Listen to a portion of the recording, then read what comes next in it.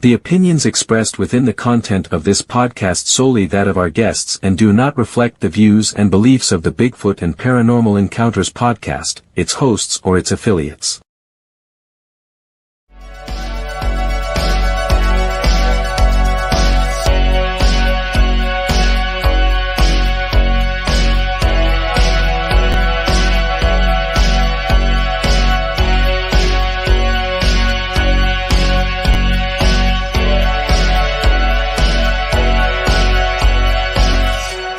Welcome to Bigfoot and Paranormal Encounters podcast. And now your host, Dave Weichert.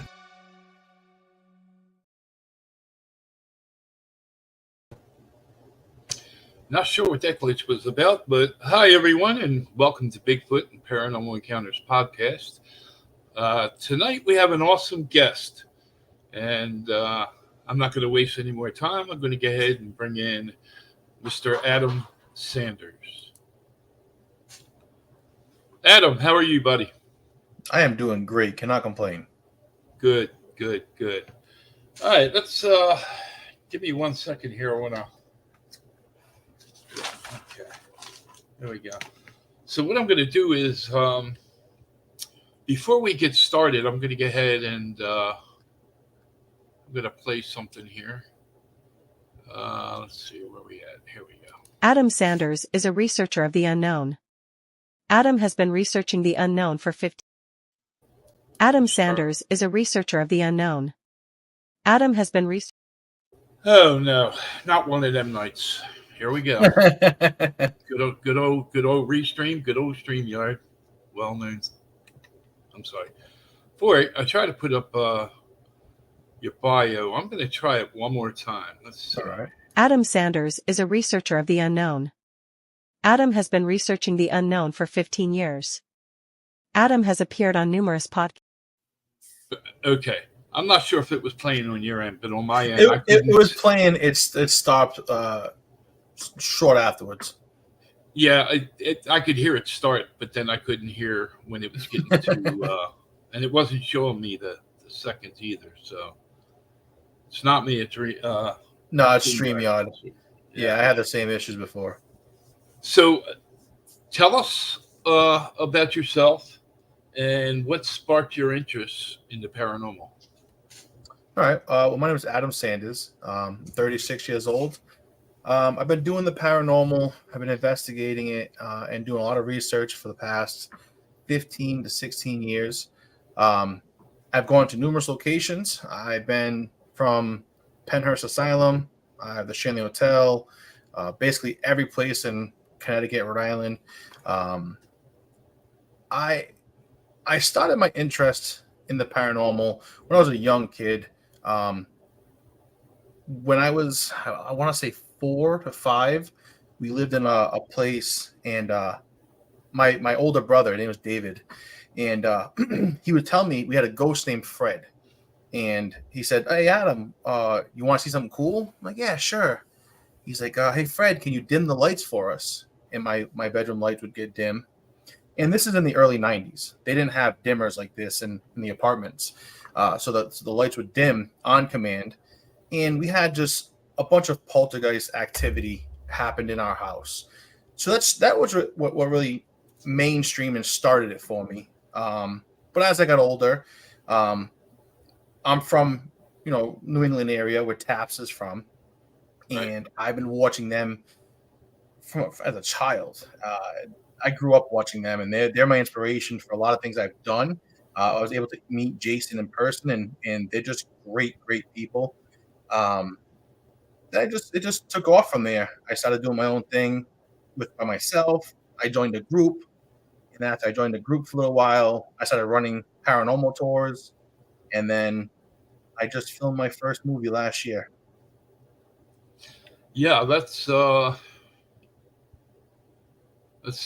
hopefully I'll be able to have like See, a 1 minute 17 second clip. Let's see if we can get that to work. Let's see what happens.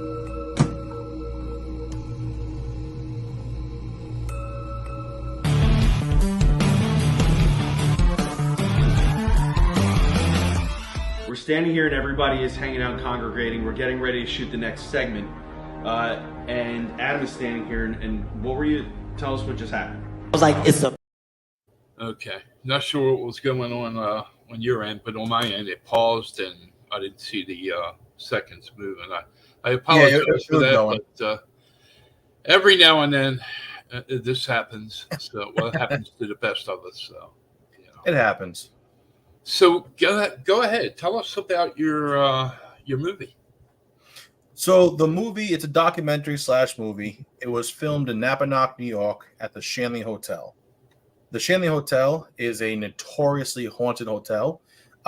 It's been a brothel. It's been a bar. It's a place for gangsters to hide out. There's been a lot of deaths on the property, and so basically, we were called in to do an investigation because things have been really acting a lot more pronounced than it normally was. There was scratchings happened. There was a foul odor happening. So they basically, Scotty, who was Scotty the medium, he called up Chris, and Chris called me, asked if I wanted to go up there and help investigate the place. We get there, and boy, oh boy, my life changed after that place. I'm not sure about you, but have you ever been to a location so active that things came home with you? Yes, many a times. And Well, how did it? let's say this: from 2007 all the way up till 2016, a number of times I took something home with me. Yeah. Really? So in the movie, it started off with us looking for a black box, and it kept on coming up in the spirit box, and it was with Scotty the medium that there's a black box hidden in the Shanley Hotel on the property or near the property. So we're doing investigating. We're asking, the questions. Where's the black box? I want to find it. And then probably within 3 hours of us actually investigating, I kept on getting this odor, and the odor would smell like when you had pork outside for too long. It would have that real strong sour smell. Right. So that kept on happening, and then the mood, the whole place changed from like you can feel the electricity. You walk in there, you can feel the paranormal just weighing down on you, all the energy.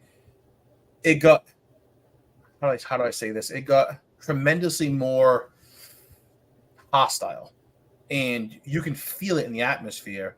And as the night progressed, I actually I what felt like I got stabbed in my stomach, and it felt like I've been stabbed before, so it feels like when you're stabbed, it's a sharp pain, and it felt like they were twisting a knife, and it was gut wrenching. It hurt so bad that I felt like I was going to throw up, and it was it was interesting. I've never felt that before in my life. Was it so heavy that it affected your breathing as well? It did. It actually it affected my equilibrium. It was so heavy that it was making me irritable. It was making me um not like I wouldn't say hostile to other people, but I was very easily triggered a little bit. Um Mhm. so it was not a good, and it wasn't always like that. It would come and go. It wasn't a steady feeling like that. It would just periodically would come, and then when that happened, the activity just skyrocketed. Wow. Would you say the Shanley Hotel is probably uh, where you've had your most bizarre moments? Yeah, by far. I've had moments where I physically seen apparitions. I've heard my name. My name gets called a bazillion times on the spirit box. It happens so frequently it doesn't even bother me anymore. Um, Right. but that location, um, it it felt like I was fighting good versus evil. It was it was definitely a place where it's not for the faint-hearted. Right. You mentioned a black box. Was the black box ever found? What did it consist of if it was? So the place was ran by the Irish mob, and Okay. even to this day, some of the spirits in the Shanley Hotel are from the Irish mob. There's Joe, and there's a couple other members. I forgot the name, but they were in the Irish mob, and supposedly there was items of value in the black box Okay. from the mafia, money, or it could be like a bookies. It could have like account numbers. um, we never found the black box, but what we did found it was a old. I think they're called the Bangalores, the wristlets, and it was Like a bracelet. yeah, it was a solid. I want to Okay. say it was brass. It was definitely corroding. But we did find that. We dug it up. We used a metal detector, found that, and that actually led us to another part of the movie where Rosie, who was a little girl, where she drowned in the well on the property of the Shanley Hotel, and a lot of controversy was from behind that. They didn't know what happened, uh, but we received evidence from the spirit box and other things that she was actually um, I don't want to say it on the stream, yeah, but it wasn't a pleasant thing, and her body was left in the well. Right. Did you ever get to see any photos of Rosie? Um, like photos in the on the location. Yes. Of No, Rosie. I think they do. I think they do have photos of Rosie there. Um, I don't recall actually seeing any photos of Rosie. Okay. Um, but there was one time in particular when we were doing the Arms of Madness. It's one of the final SE method we did. There was moments where it felt like she was with us and she was Mhm. helping us fight this evil spirit. And Okay. it actually made to a point where a couple of the audio tech and the visual tech was crying like Mhm. uncontrollably. Wow. Now the Shanley, I'm sorry, Yes, Johnny. hotel has been around since the late 1800s, and it was a place for jail guards to stay. but you also mentioned that it had, gangsters and all sorts of, uh, different gang members and stuff Yeah. like that. So there was probably, I could imagine, I Oh, yeah. did a place that consisted of, organized crime and, a couple places actually. And, actually, one was a bar and restaurant that I worked at, and in the basement, everything was made of wood, and the same thing. There were stuff that was being looked for that was left behind by gang members, and they used to gamble down in the basement and all that good stuff. So yeah. Um, why jail guards? Why? Well, I mean, Oh, was that like close to them or from where they worked or? yeah. So actually, the Shanley Hotel, Mhm. it's less than a mile away, and there's a massive. I think it's a federal prison, if I'm not mistaken. We actually had a drone do some footage for us over the Shanley, and when it got to a certain point, a federal logo popped up saying this is federal airspace. We couldn't fly any higher than that threshold. But yeah, it's right next to the prison. And when I watched the movie, several times it was mentioned in the movie about bodies possibly being buried in the base. Was it the morgue or Yeah, so there's a was it? morgue in the basement. Okay, We actually was able to investigate in the morgue. So the Shanley Hotel has a bunch of portals. There's three portals. Um, right. so it's like a supernatural highway, and upstairs in the third floor they have two portals, and in the morgue in the basement they have the third. Okay. Uh, share with the listeners some of the most bizarre things that went on. Uh, from me just watching the movie, the stabbing, the back pain. Tell us some more. So unfortunately, there was so the movie's a lot longer than what we had to post. We had Mhm. some unfortunate things that happened with the cast members. So some of the cast members actually were removed from the movie. So there's scenes that weren't allowed to be shown. One in particular, we were upstairs inside of the bordello, and we were in one of the they're called Lady of the Nights. They're Right. prostitutes. Um, so we were in one of their bedrooms, and it felt like a modern day exorcism. So Scotty the medium, we were doing a bunch of spirit box talking, and he's like, "Do you guys want me to do something?" And the spirit box said, "Pray." So Scotty's like, "Okay," and we did the Our Father. As we're doing the prayer, the spirit box is just screaming in all different tones, and it was swearing at us, and it felt like an actual exorcism happening in the room. And that was the lightest part of the night. That was like the most comforting part. And then as the night got on, I we were upstairs. It was me, Scotty, Gary, and our audio and video tech, and we're upstairs. And I will never taunt or try to banter back and forth with a spirit. I'm very respectful with the spirits. Um, Mhm. but as the night progressed upstairs on the third floor, they were getting really nasty, really nasty. So I had this thing called a dad voice. And when I get mad or when I get stern, I bring it out. And as I brought it out, I seen a giant ball of light leave the wall, and it entered the videotech. And as it entered, I seen this with my own eyes. As it entered the videotech, she jumped back and said, "Something just touched me." So I gently pushed her out the room because I felt the air just getting ready to be nasty. So I pushed her out the room a little bit, and as I turned, I seen the same ball of light enter Gary.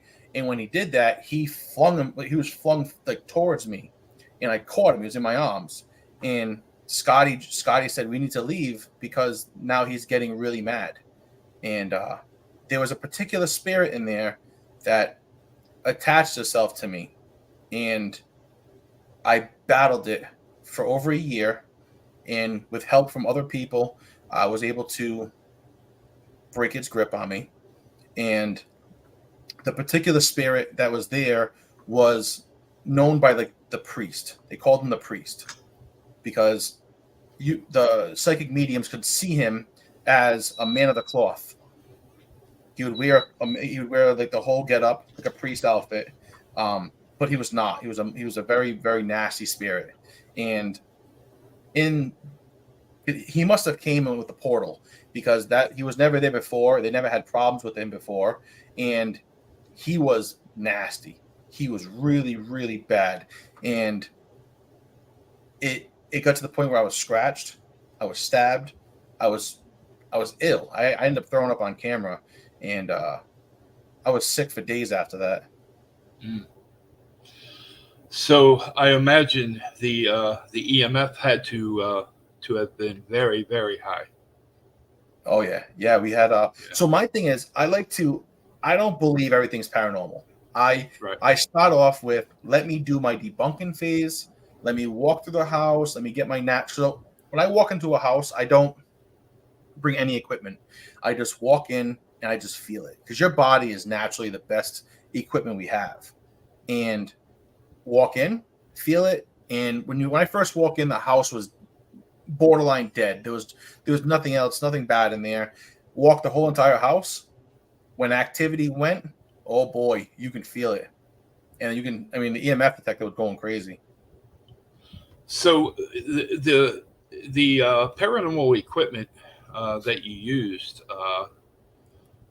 is some of the newer technology that investigators are using today. And myself, I like I'm old school. I like the old stuff, and I like the new stuff too. I worked with the Ovilus and spirit boxes and all that stuff. So but go ahead. I'm sorry. No. No, I was gonna say I do use some of the newer equipment.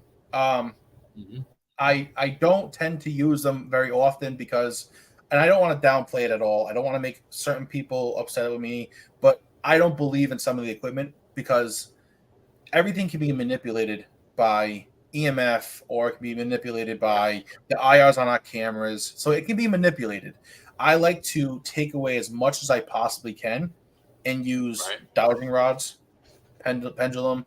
I use Scotty had this, I don't know the name of it. It's like a $5,000 audio recorder that only records when somebody's speaking. Right.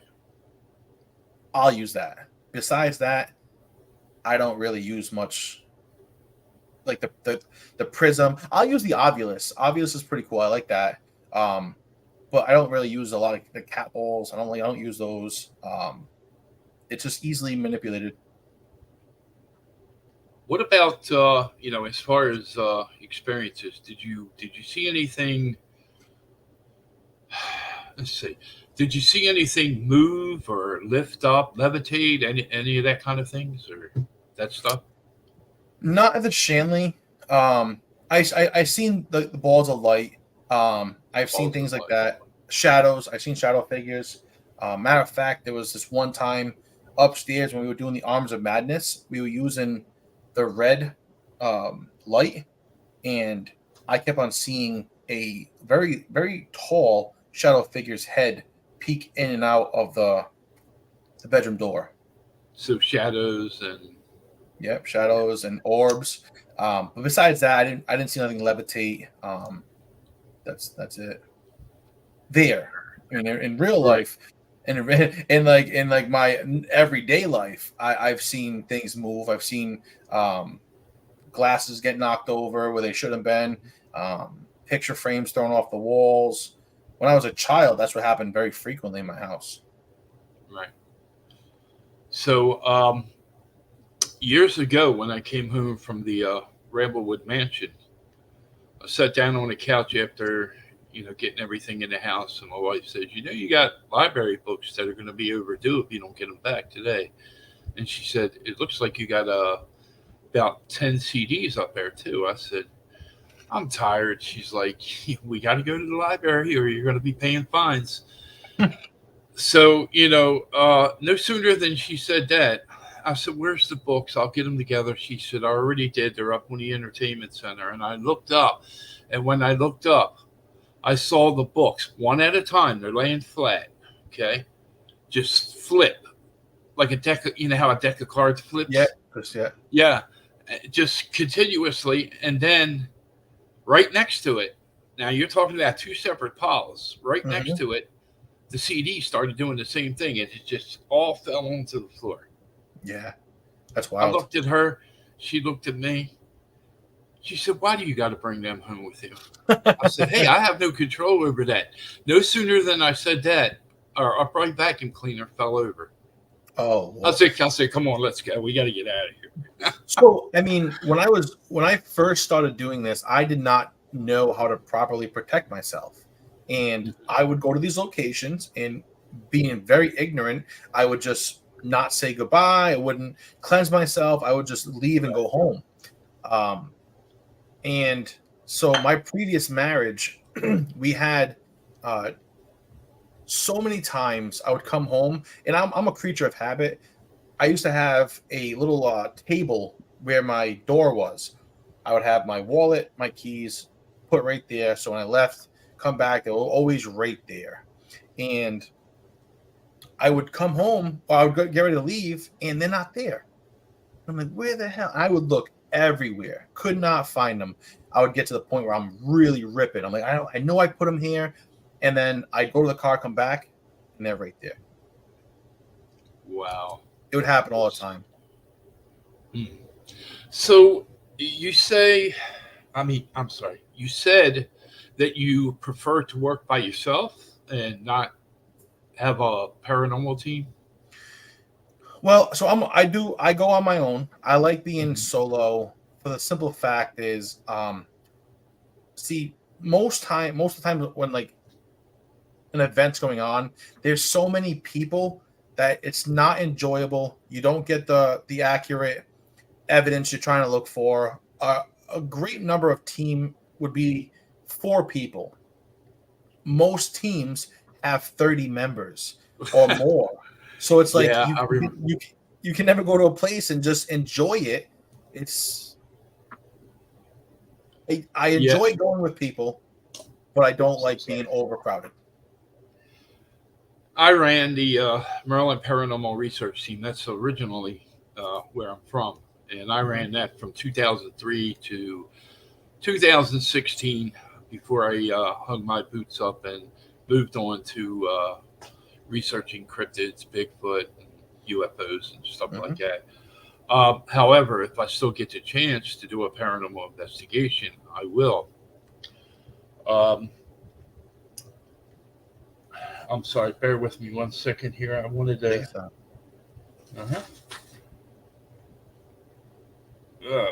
So the Shanley Hotel, on a scale 1 to 10, what would be your rating for paranormal activity? And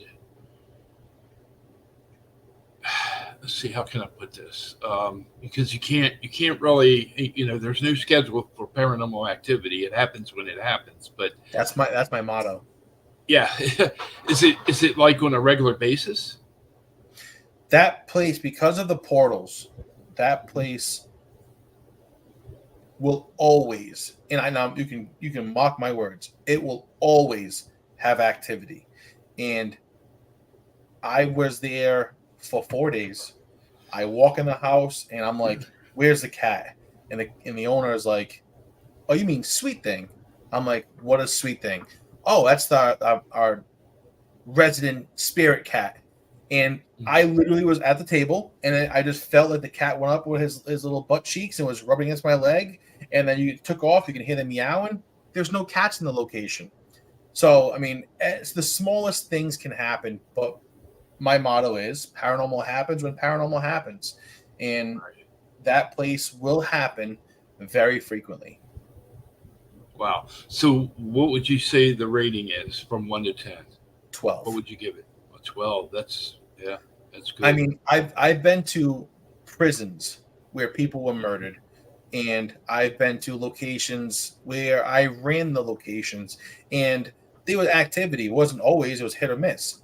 This place, it draws you back over and over and over again. Now, I'd like to ask all my guests this question when it comes to the paranormal ghost hunting.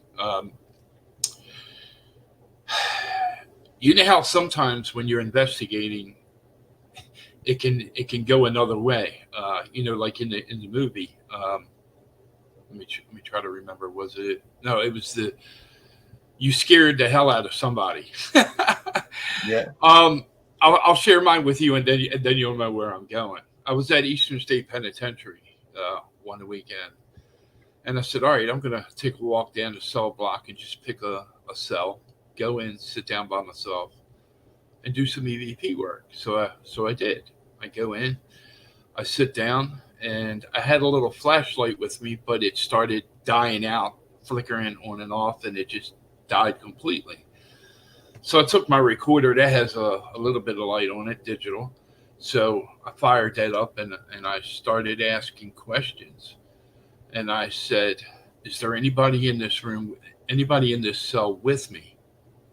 And plain as day, I hear a yes. So I turned my head, and of course I can't see because it's pitch dark in there. But it turned out to be a little boy that had wandered off from his group, not a paranormal group, but a tour. Yeah. And he was already sitting in the cell when I walked in, and I just don't understand why he didn't say anything to me. He let me sit down, he let me get started, and he gave me the yes to my first question. So That's hilarious. I'm like, that chill that you get, and you're like, here we go. But then I found out it was a little boy sitting behind me, and oh God, I took him outside, and I was like, "Who are you supposed to be with?" And he's like, "Why? Why are you so upset?" I said, "Because you just scared the hell out of me." So, in the paranormal, we have those moments, and I've seen it happen many a times. Yeah. Well, yeah. So, actually, there's a couple times, and it's really funny because you think you're catching the most amazing evidence ever. And you're like, "Oh my God, this is it," and it comes to find out it's one of your members, right? So, Right. have you ever heard of the USS Salem? Yes. So, was that me? I'm sorry. Apologize. So, on the USS Salem, it's a very old battleship, and Don DiCristofano, he runs it, right, with the team up there.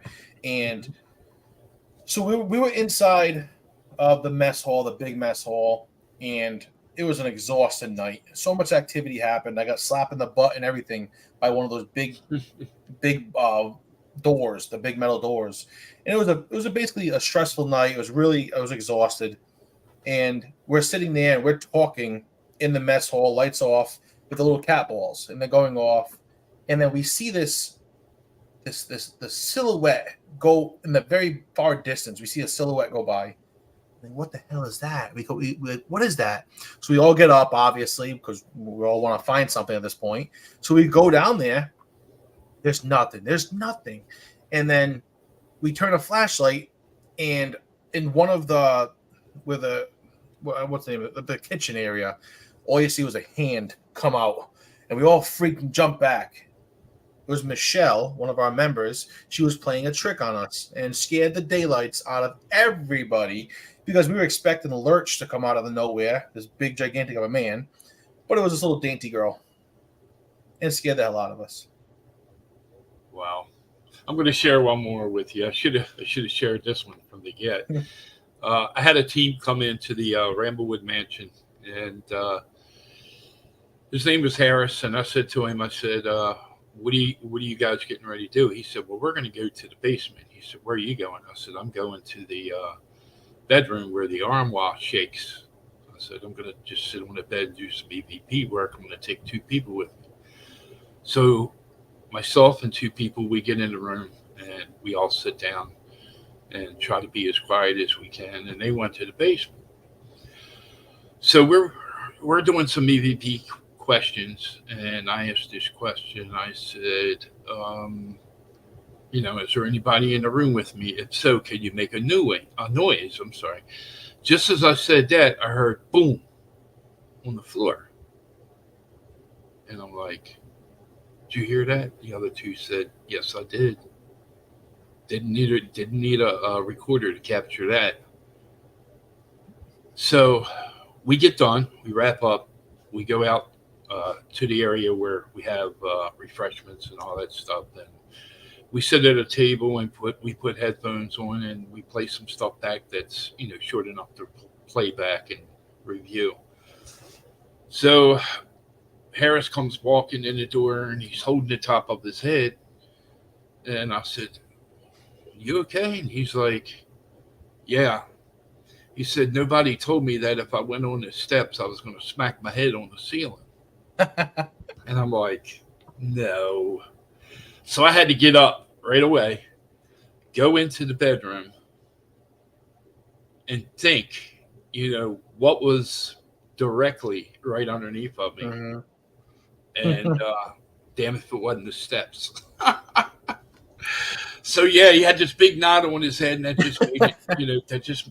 Well, Yeah. so you said you ran tours, right? You ran locations. Yes, I did the So, Ramblewood Mansion, Eastern State Penitentiary, a couple ships. Yeah. so my question is this: when after the people were gone, they gave you back the recorders, or I don't know how that worked. But going over evidence, right? Did you ever catch something on the evidence of one of the attendees didn't want you to hear, but you actually heard on the audio afterwards? Well, if it was a private paranormal team, I had teams come into the Ramblewood Mansion from, all over. Some of them drove 12, 15 hours just to come there and stay a weekend. There were some that, didn't want to share anything. I always told them, I said, if you capture something, I'd like to, hear it or see it and put it up on the website. But that wasn't always the case. So. Yeah. So the thing with me is I used to, in these locations, it'd be a very rare oddity to get somebody that knew what they were doing. They were more off the street people, and they were just first time investigators, and they would borrow our equipment, and they would go out there and we tell them, this is a recorder. Make sure this recorder stays in front of you. Don't put it in your pocket. Don't put it here. Don't put it there. I don't want to hear your belly grumbling. So at the end of the night, I'd go through the evidence for the next couple of days, and there's one in particular. Every time I hear, I think I actually have it somewhere. I can send it to you. This lady, she had to be like maybe 28, and she had her boyfriend there. And they walk in, and they're giddy. They go out in the backyard, and she forgets she has the recorder on. She's like, "Babe, I have to go to the bathroom." He's like, "Well, there's one inside." She goes, "I'm not going to make it." She ended up farting so loud into the recorder, not knowing the recorder's there. And she's like, "Oh my God, that smells so bad." And she walked back into the house. And that night I'm going over it. I'm like, people, if you knew the stuff I have to hear afterwards. Wow. I could imagine. Yeah. I got a whole lot more, but I'm not going to, Yeah. I'm not going to bore you with it. Yeah. I mean, I've seen all kinds of situations, I'll tell you this one's short. I had a woman text me and asked, she said, "I've never been on a paranormal investigation before. I know you only let paranormal investigators come in." She said, "But me and my husband would like to come in and join in and see what it's like before we make a decision on joining a paranormal team." I said, "Sure." So she comes in and she's got a dress on, and I'm like, I said, "If you want to go in the basement," I said, because down in the basement was part of the underground railroad. It was the tunnel that led to the tunnel. And I said, "It's very dusty down there." And she said, "Oh, I'll be okay." So she goes down with three of my members, and her and her husband are down in the basement. They're with three of my members. and they're doing EVP work, and all of a sudden a rock hits a table leg that was flipped upside down. It was upside down on another table. Okay.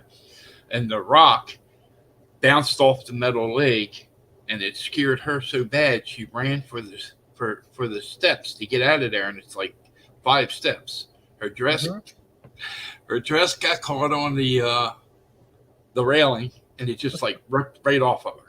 And out the door she went. Yeah. And I didn't see this, but I was told about it by my my members. Yeah. And she was telling her husband, get my dress.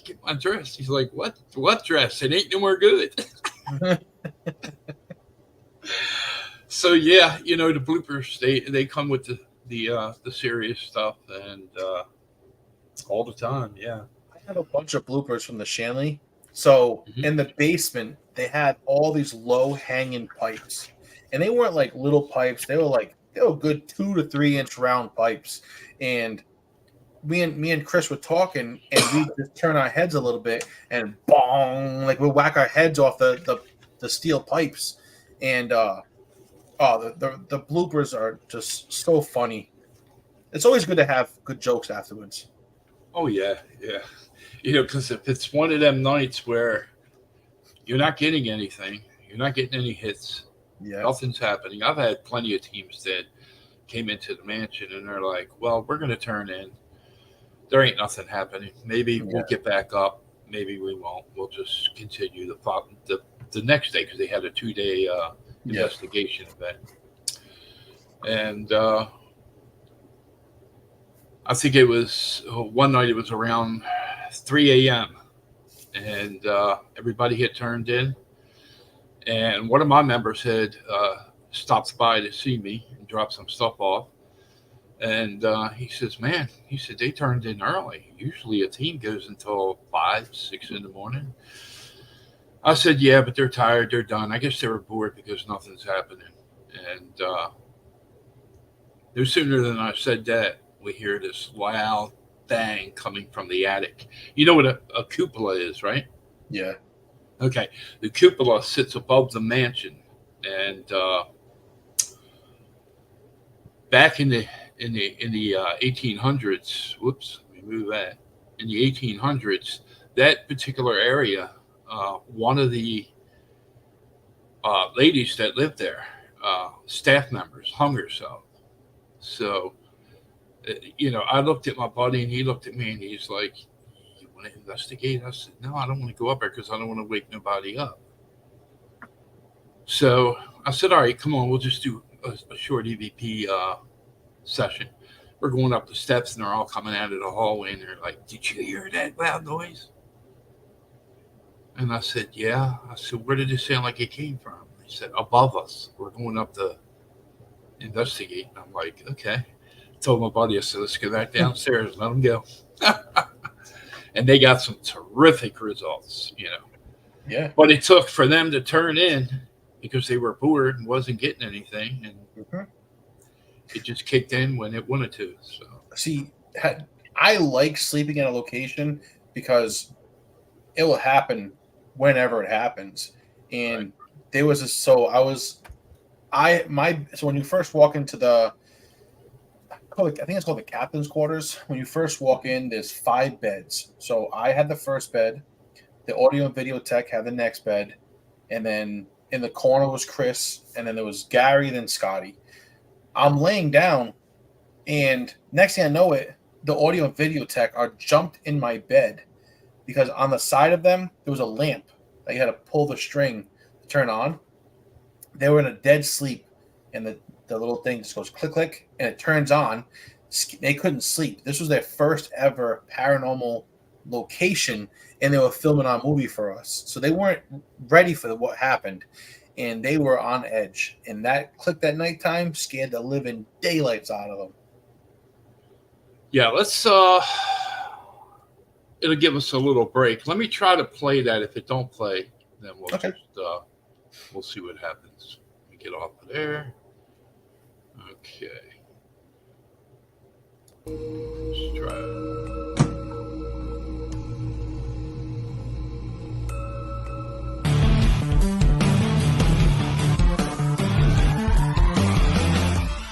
standing here and everybody is hanging out and congregating. We're getting ready to shoot the next segment. I don't understand this. Well, it is playing. It's maybe you can't see it was playing. It is playing, yeah. Yeah. That's very weird because my intro played just fine, and that's a video as well. So yeah, these I'm gonna try one more time here. Let's see. Because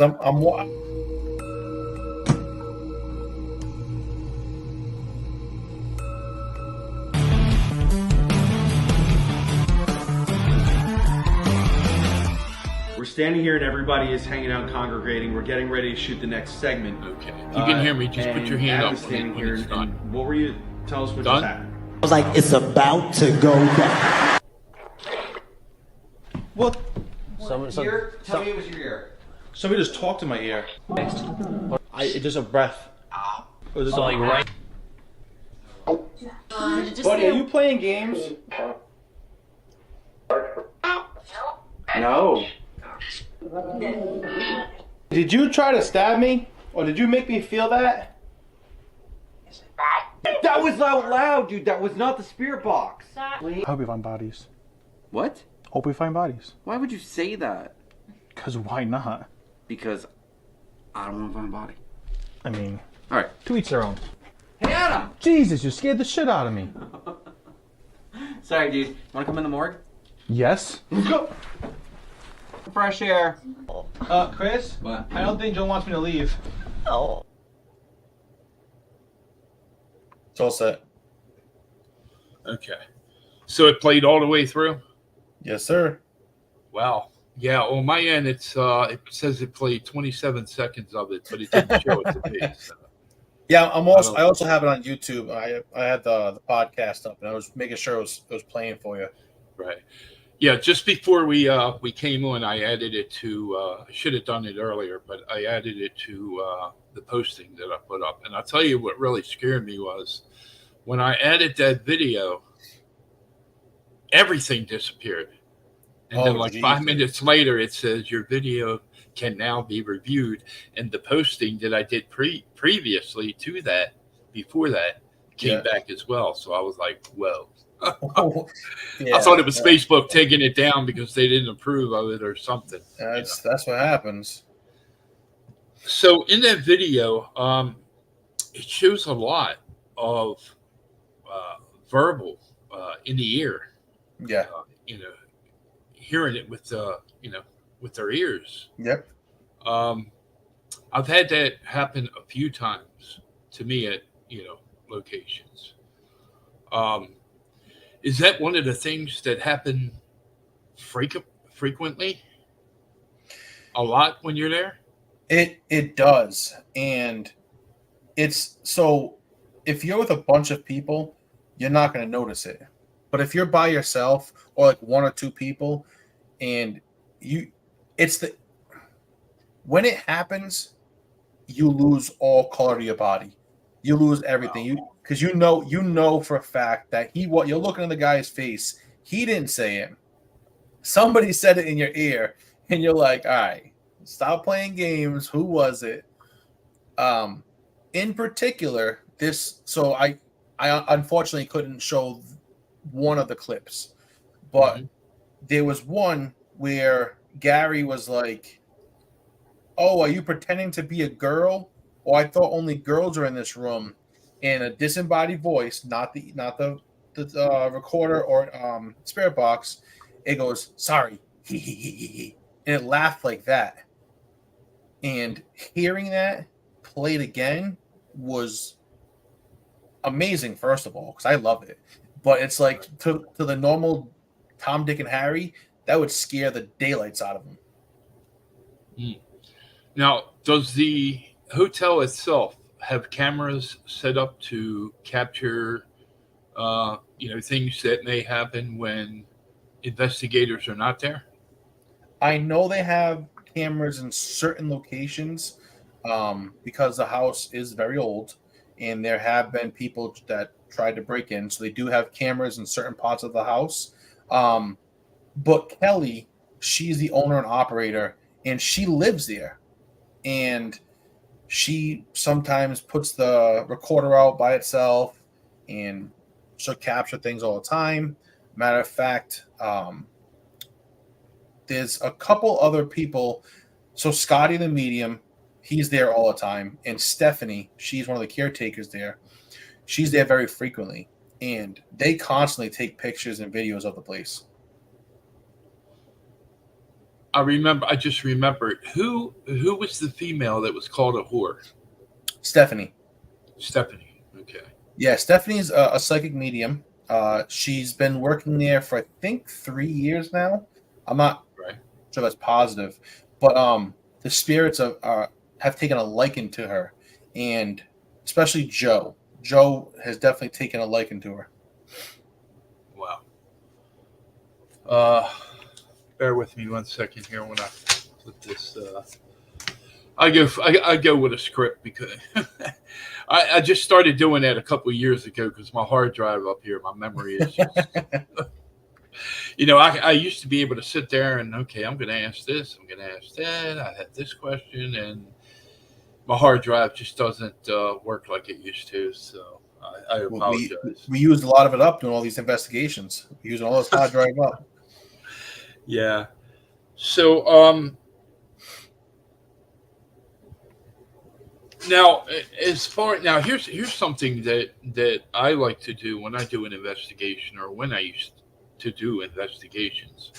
Do you work with tools that you can? What's the proper word?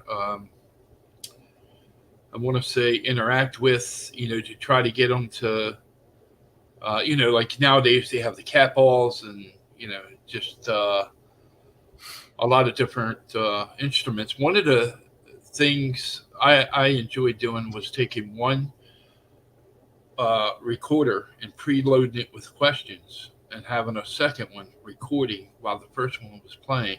Yeah. Just put it in a room and leave, and then go back and retrieve it and review it and see if I got anything. Have you ever done that? I have.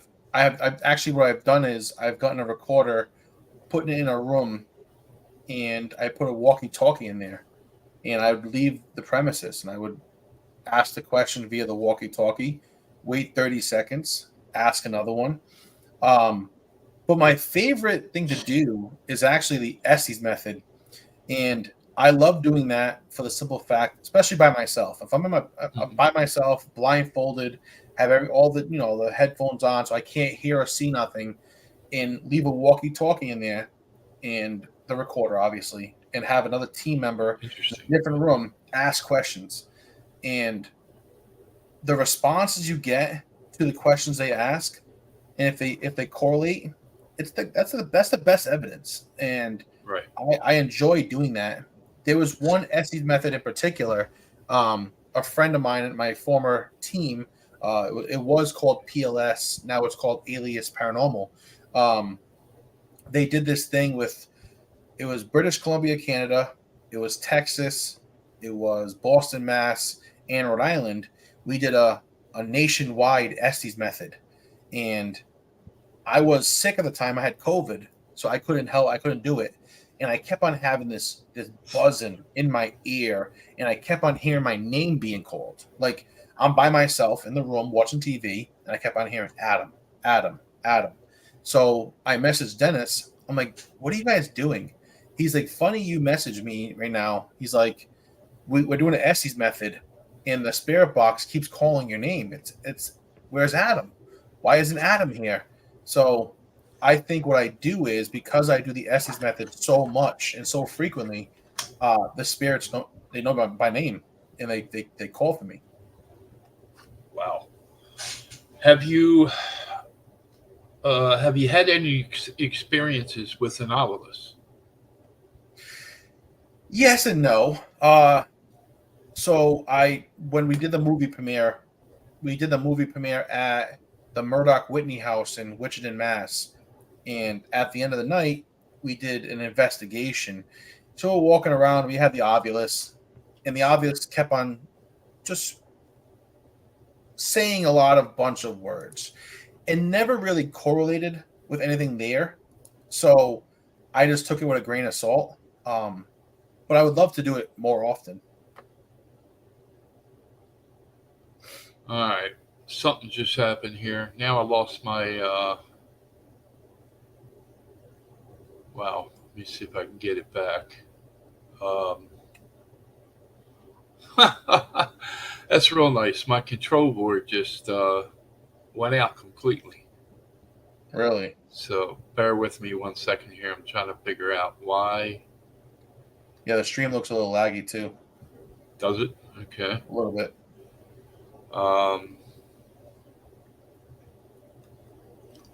Wow. Okay. Let me. Oh. Now, just like that, it came back. So.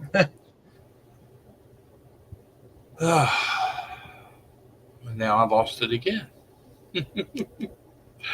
I'm sorry. Let me try to change something here, and let's see if it changes when I do this. Okay, let's see. Let me try to change this one. Yeah, it's working now, but it wasn't. So, and it happened when I clicked on chat. So, all right. Let's see.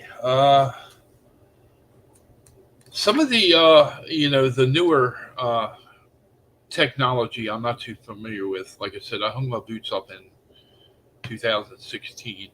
There's this device that you can view, and it shows like stick figures. The SLS camera. Okay. I made one of those. Really? Yeah, so it's actually rather easy.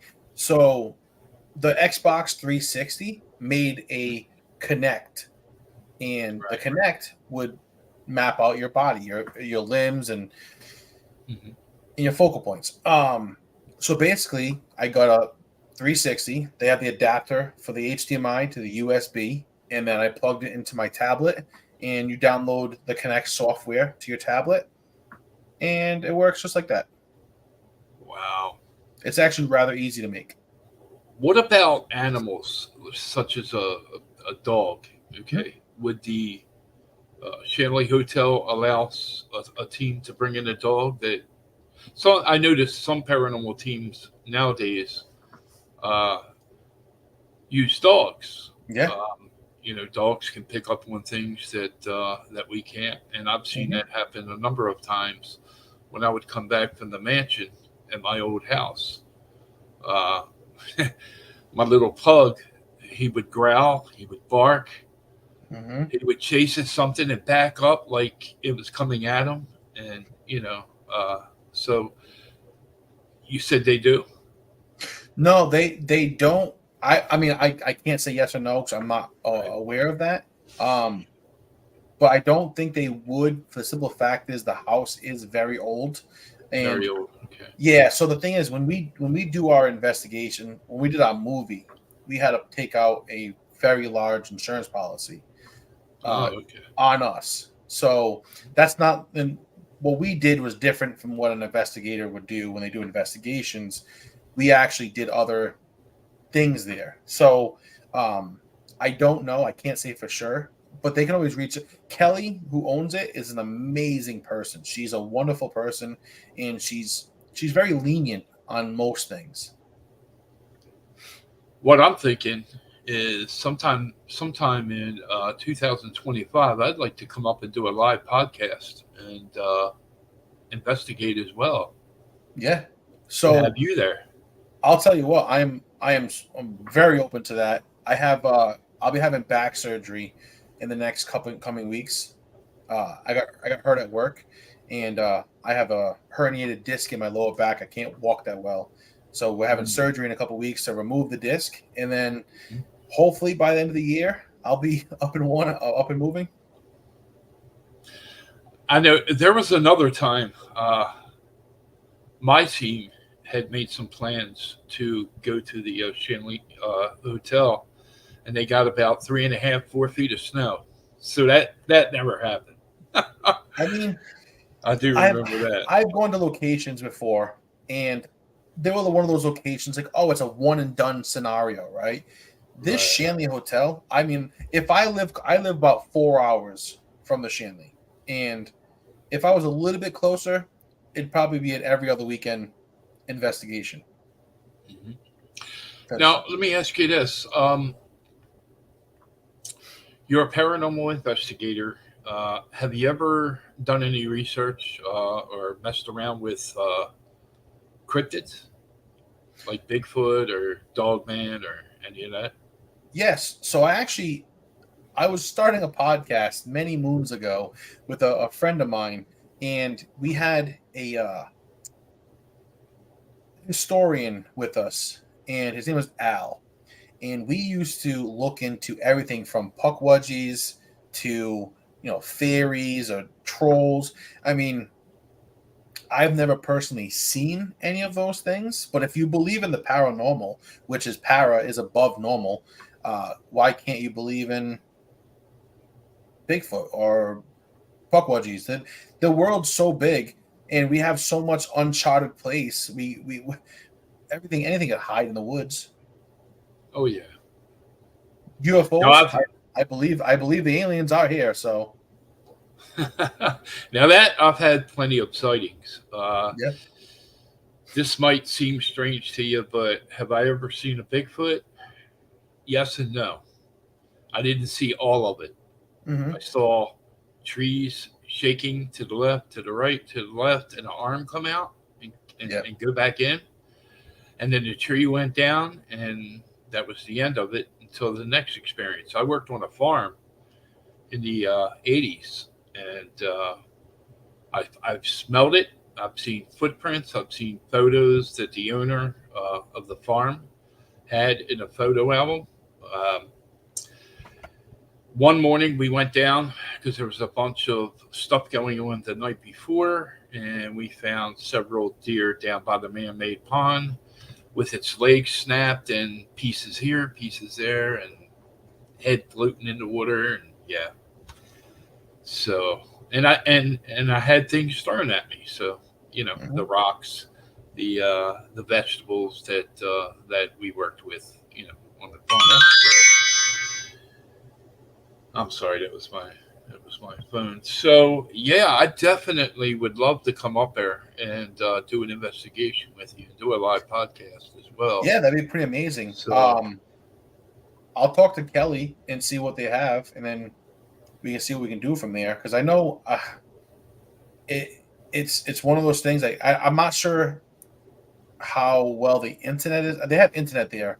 I'm not sure how well it is. I didn't really use it too much. okay. But you'd have a blast. Wow.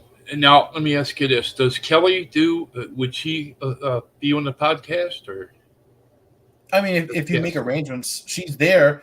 Her I think her husband lives there upstairs. So I mean, if you message her and ahead of time, she would probably do it. Okay. All right. Let me. You can ask Stephanie too, because she's always there. Okay. So that's Kelly's the owner and Stephanie as well. Stephanie is the caretaker. Caretaker. Okay. All right. I'm just checking on something real quick, right. making sure it's working. This is really working weird tonight. So, all right. I'm going to take a short break. I'm going to try. I know somebody's been wanting. One of the listeners has been wanting me to put this up there. I do a. Let me go to the photo first. Come on.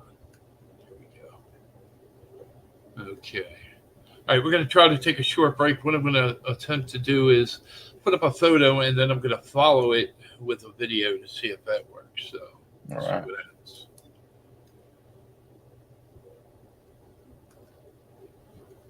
All right.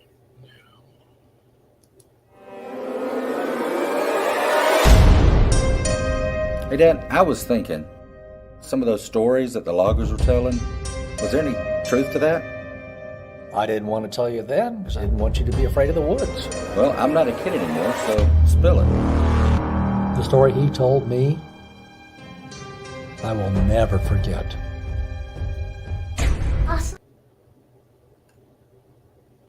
Okay, looks like it's...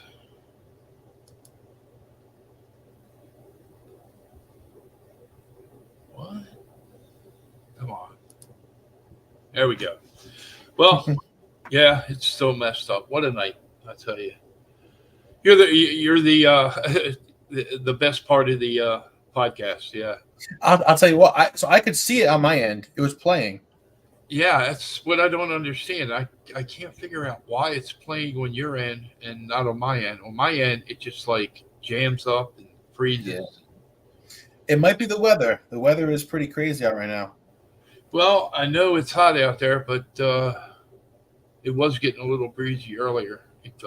Storm could be rolling in. And I live in the Bucks County, PA area, and when we get storms, when we get winds and stuff like that, my internet is, and I got the best internet you could, the strongest you could have. Yeah. But it still gets messed up from time to time. So yeah, I live in Connecticut, and the weather was bad all day. We had a tornado warning. Wow. It was really gnarly today. Stay safe. We try. I don't want none of that. I live in the wood. We don't normally get them out here. I live in the woods with my girlfriend and my kids, and I've never dealt with a tornado in my life. And already 4 times, 1 touchdown, not that far from us, and I'm like, what the hell is happening? This world's crazy. Now, do you plan to do more movies? Actually, yes. Once, because I got hurt at work, I can't really do nothing until after I'm all cleared to work. Right. But yeah, I have a couple things in the works right now. I was supposed to film Within Haunted Walls 2, and it was supposed to be in Ireland.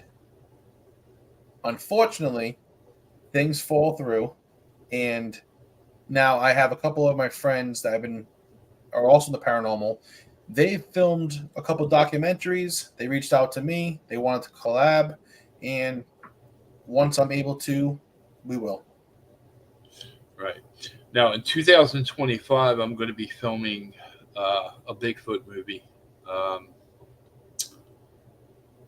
The title is "Don't Pull That Trigger." So, my Bigfoot.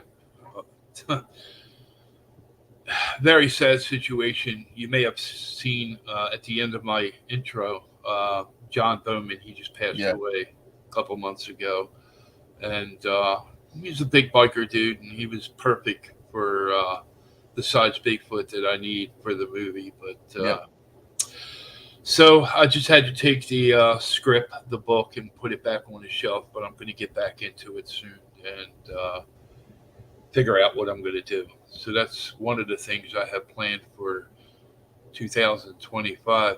Man, I'll tell you, that's rough having what you have going on. I have a oh my God, what is it? Told you my hard drive don't work. Double inguinal hernia.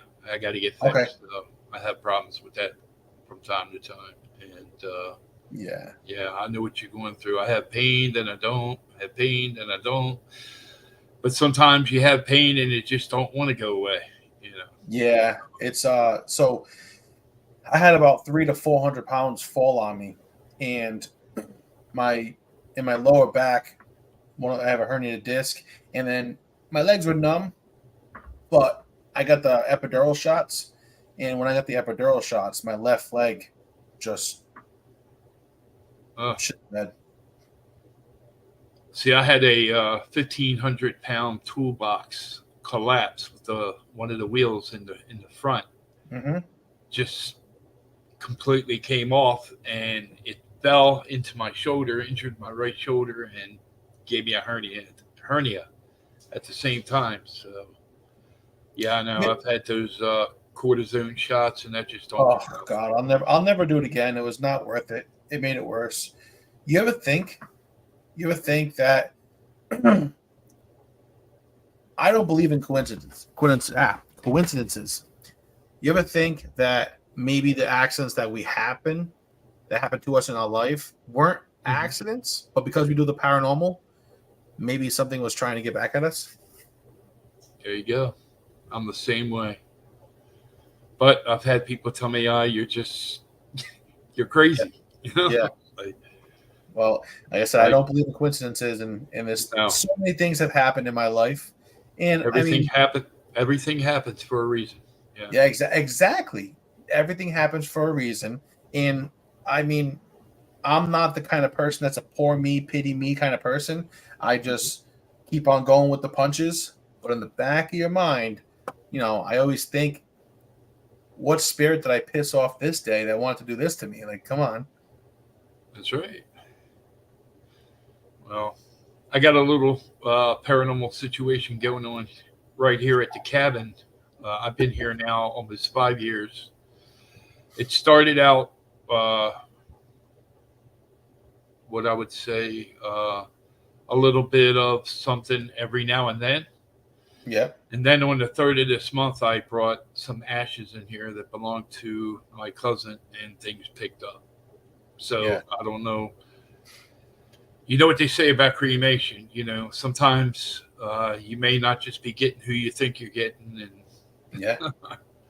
yeah. So my mom was cremated, and so we didn't ask for this, but when she was cremated, the funeral home basically there's me, my brother, my older brother, my older sister, my younger brother. So there's 4 of us. right.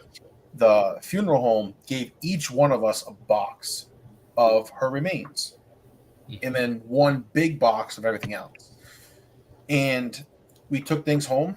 Things started happening. And so my older brother is a Providence cop, and he never believed in the paranormal. He never believed in it. And when we took the boxes home, things started happening in the house, like mischievous stuff. So we all decided. We all decided it's time we put Ma back together again, and she can stay at one person's house. So I actually draw the lucky stick for that to pour her into the urn because she was in a big bag. Let's just say it wasn't fun. Funny story with that. So I go to my brother's house. I take all the bags, and I'm about to pour it into the urn. Now, as I'm about to pour it into the urn, he, in his smart ideas, opens up the window directly behind me, and a giant breeze just comes through. So I protect it. I go downstairs in the basement, and I go to pour her ashes in, and a giant plume of her ashes just come up, hit me in my face. I had ash all over my face, in my beard. It was not a good time. She possessed me that day, I'm pretty sure. Well, the ashes I have belong to my cousin, which was my father's sister's son. Mm-hmm. And he was one of the biggest pranksters there was. Now, this is going to give you, I hope it doesn't make you laugh too hard, because I know you got a bad back and that can hurt. But, hey, Dave, you want to come over and watch the football game tonight? Sure. I'll pick some good food up, and I'll come over. We'll watch the football game. We'll break bread, whatever. But he was the prankster that would, hey, I'm going to go to the sex store, and he would pick something up, and then he would wait for the right moment, and he'd say, "Hey, Dave, look what I got," and I'd go to turn around. He'd be beating me in the head with a rubber dildo or something.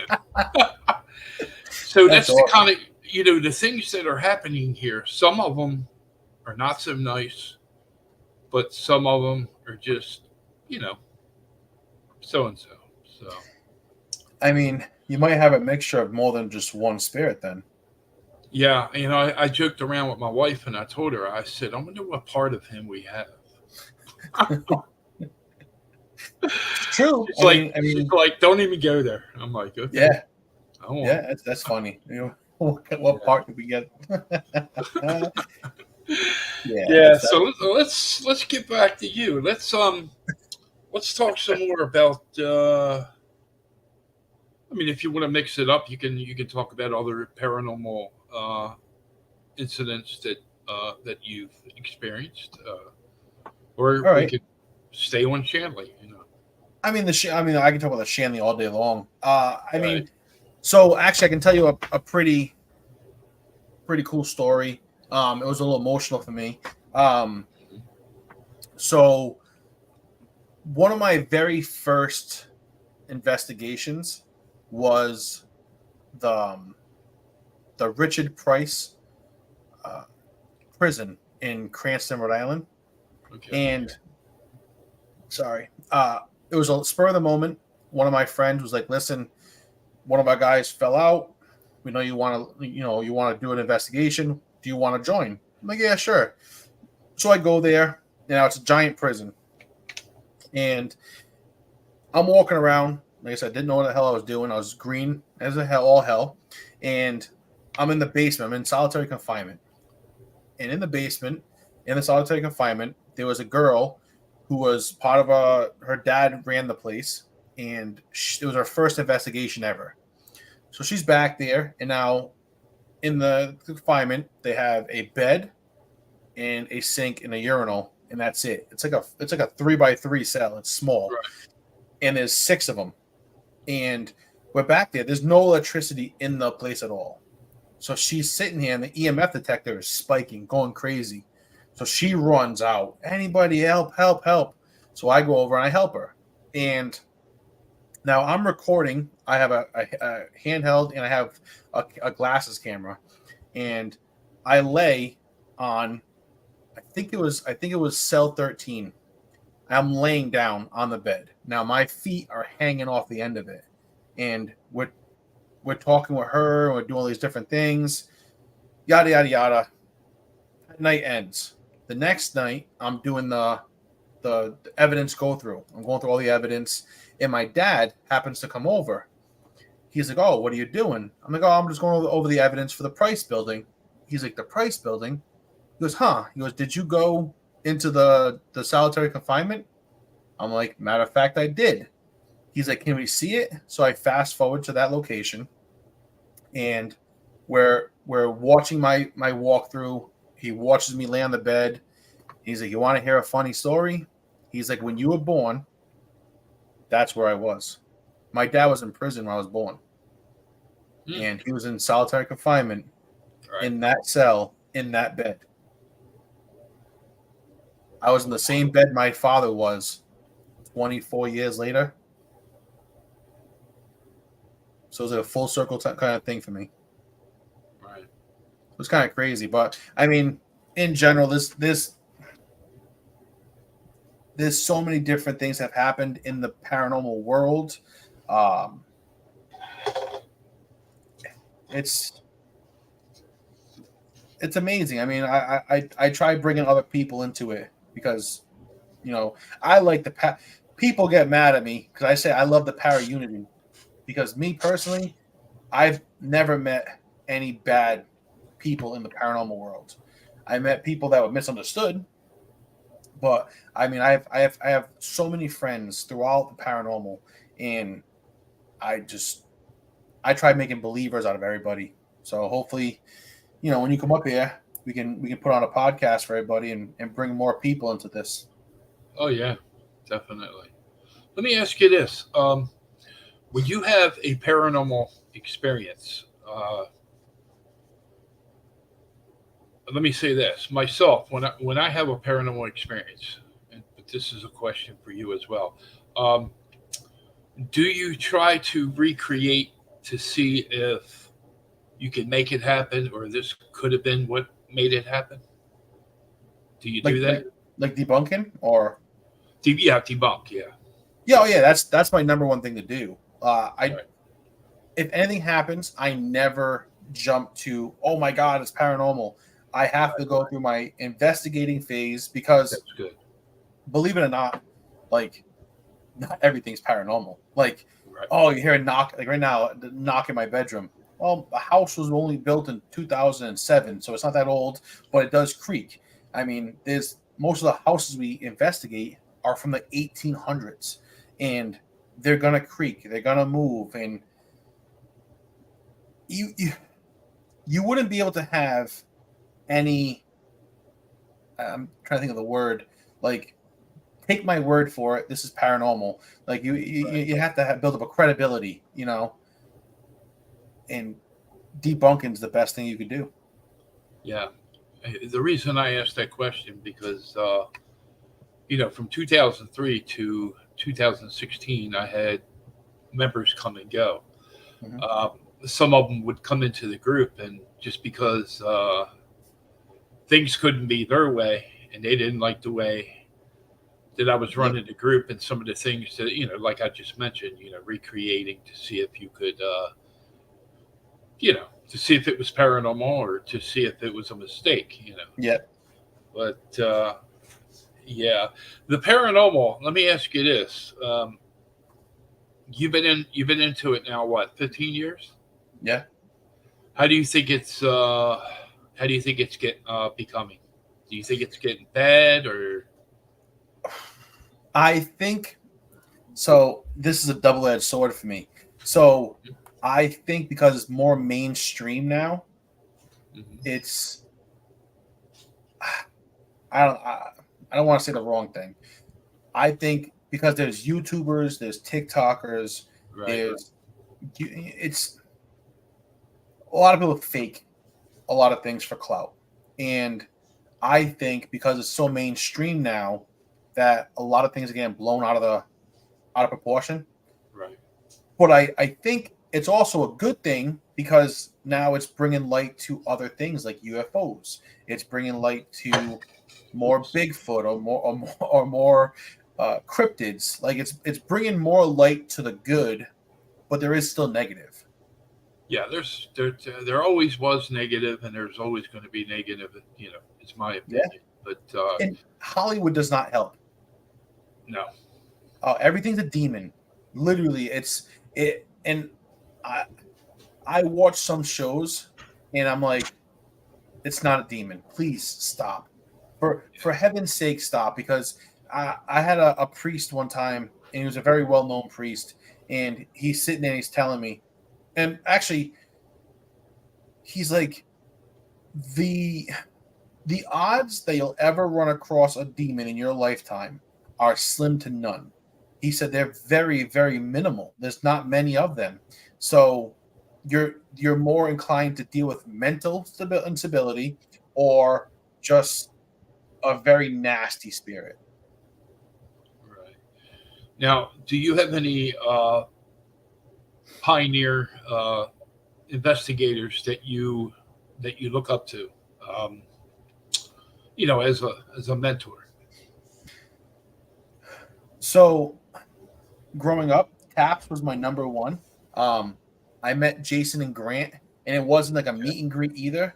It was I walked into Home Depot to get something, and they're from my area. So I walked in. I'm like, I know you, and so Jason is probably one of my people I looked up to my entire life. Um, but it's trying to like I don't really get starstruck, and but when I met him in general, he's just a great individual, and so many bad things are said about him, and until you actually meet him for yourself, um, you realize that he's actually a really good dude. And isn't it true that everybody has pretty much bad things said about them? Oh, of course, and Just that's the thing. Like, so that's how it pe- goes. and you'll see. I mean, you know this. Like right now in the paranormal world, there's so many people that just fight with each other, and it's over nonsense. Just this, the world's big enough for everybody. We're all It is. trying to show our truths. Like, and I'm gonna be very honest with you. I don't want to make a penny from what I'm doing.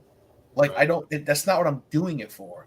What I'm doing is for two reasons. One, I want to share everything I have, all the evidence and all the experiences with everybody. But number two is I want to give the spirits that no longer have a voice a voice. They can't tell us in life. Some people go through life and they're never heard, and when they die, they're never heard again. I Right. want to give that spirit a chance to say what it wants to say, and I'm opening myself up to that. There you go. Awesome. All right, it looks like we're. I was going to go for a full 2 hours tonight, but we're coming on the 30-minute mark over the hour. So let's start. If anyone wants to get a hold of you, your website, your email, let's go ahead and let you give that plug. All right. So I'm on Facebook. I have Adam Sanders on Facebook. I'm on TikTok. It's Paranormal Bearded Farmer. It's all one word, and that's pretty much that's it. I don't advertise myself right now. I just actually, matter of fact, this year at the Sleepy Hollow Paracon in Sleepy Hollow, New York, I will have my own table, and I'll be able to meet and greet with people. I'm not charging for any pictures or anything like that. I'm just doing meet and greets, and that's it. Do me a favor when you get a chance tonight, tomorrow. Send me that information. Okay. About the conference coming up. Okay. You having your own table and your email, your website, or Yeah, we'll definitely do. And I'll advertise that. I'm just looking at something that That's fine. doesn't look like it's going to work, but I have no choice. It's going to have to work. So let me get up here and get close to it. Okay, Adam, it's been a pleasure having you on the show tonight, and I want to thank you very much for being my guest. You're awesome. Oh, thanks for having me. I appreciate it. Please stay in touch, and if there's anything I can do for you, please let me know. And when I'm ready to come up that way, I won't just throw a date at you. I'll just work with you and see what we can make happen. So let's do it. It's gonna be a good time. All right. Again, Adam Sanders, thank you very much for being my guest tonight. And we're going to get out of here. Take care, and I hope your surgery goes very well. Very well. Thank you very much, sir. I appreciate it. All right. Thank you, and good night, Adam. Good night.